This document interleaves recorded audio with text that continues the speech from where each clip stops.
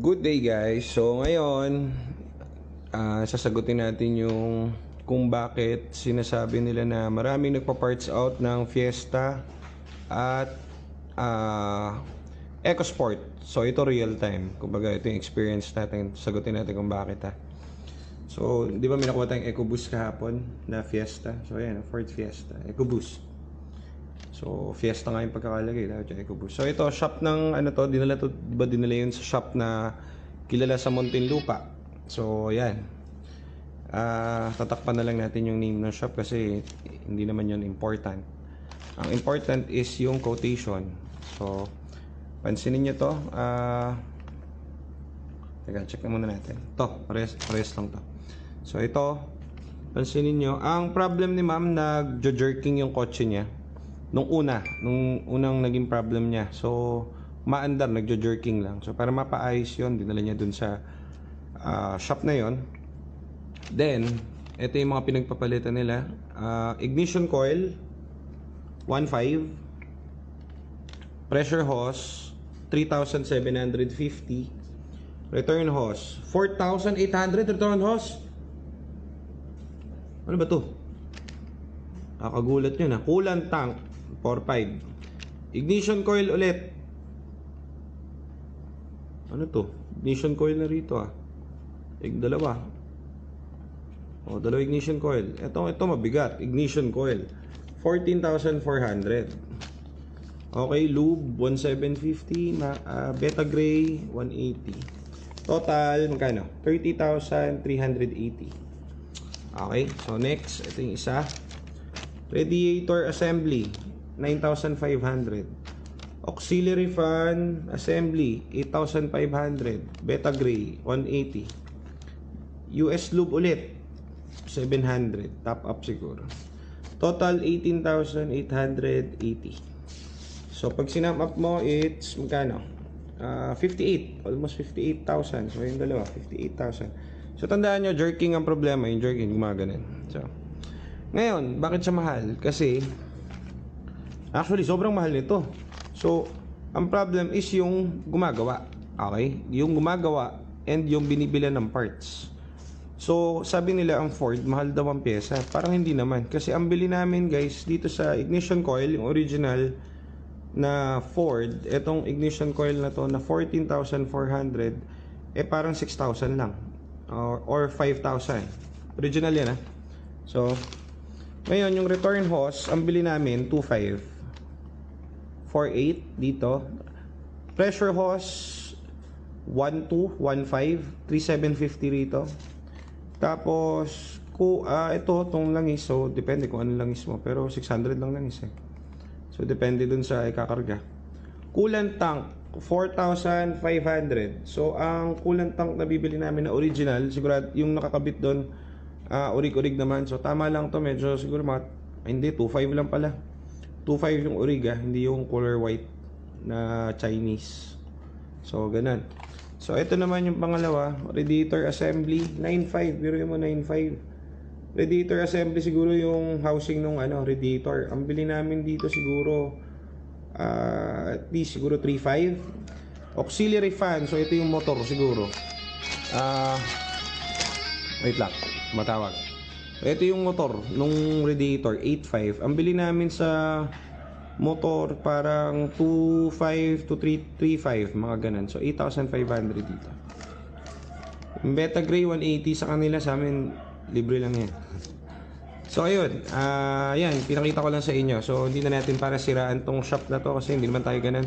At alam ko tong shop na to magaling. Okay, magaling tong shop na to. Pero the problem is, hindi naman nila kasi forte yung Ford Magaling to sa van 'di ba? So idol ko rin 'yan sa van So yun ang naging problem nung EcoBoost nila. So yan ang naging problem ng EcoBoost. Silipin natin yung EcoBoost nila. So, hello Chuchu. Bibidyo tayo Chuchu. So ito yung EcoBoost. Ito yung nakuha natin sa Muntinlupa kahapon. So, ba't namin siya binili?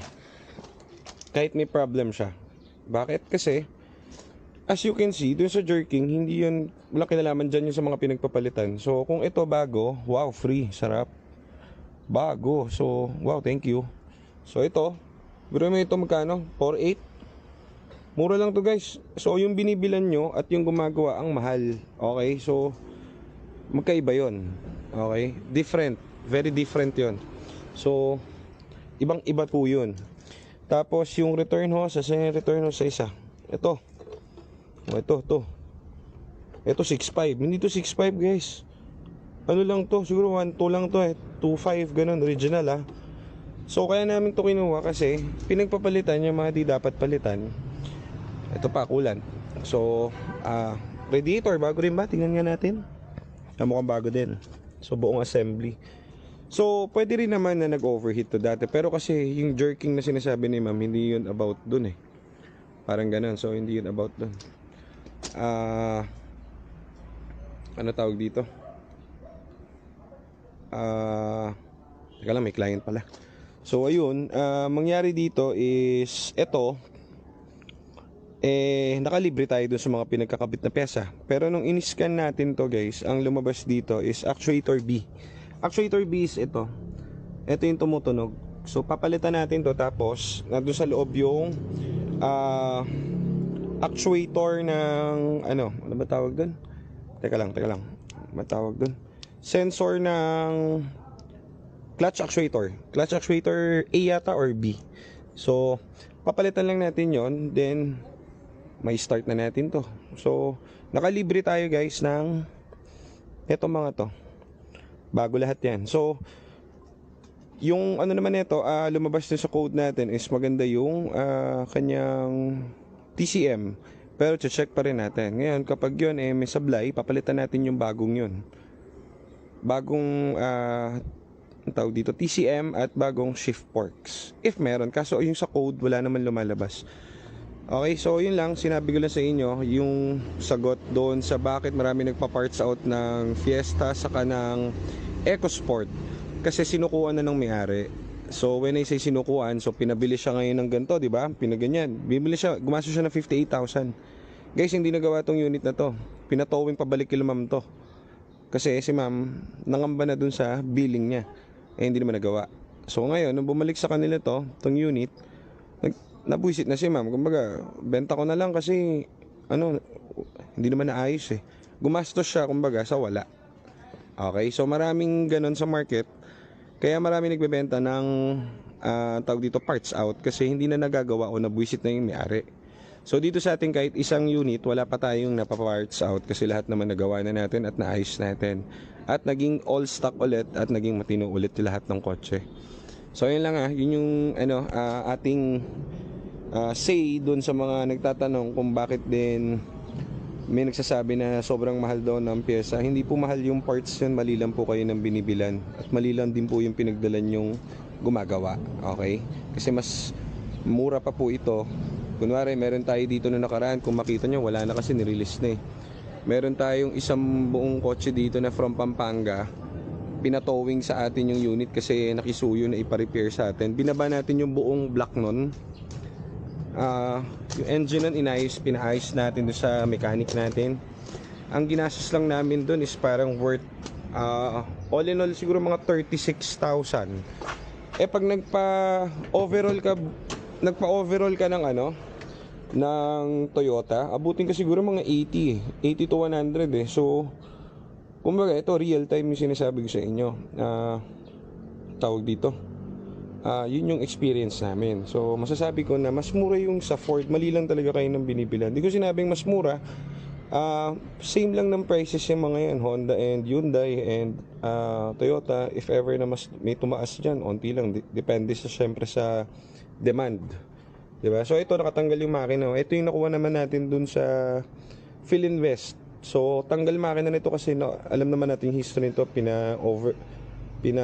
antaw dito, overhaul kaso sablay yung gumawa. So pinamachine shop natin yung buong block. So abangan nyo ito sa review natin, bubuin ulit natin to pag dumating na yung parts. So ganyan tayo dito, wala tayong lahat yan, pati singit yan, naayos natin yan. So bumili kayo ng gawa, huwag kayong bibili ng sira para hindi kayo magpagawa, di ba? So yun lang muna.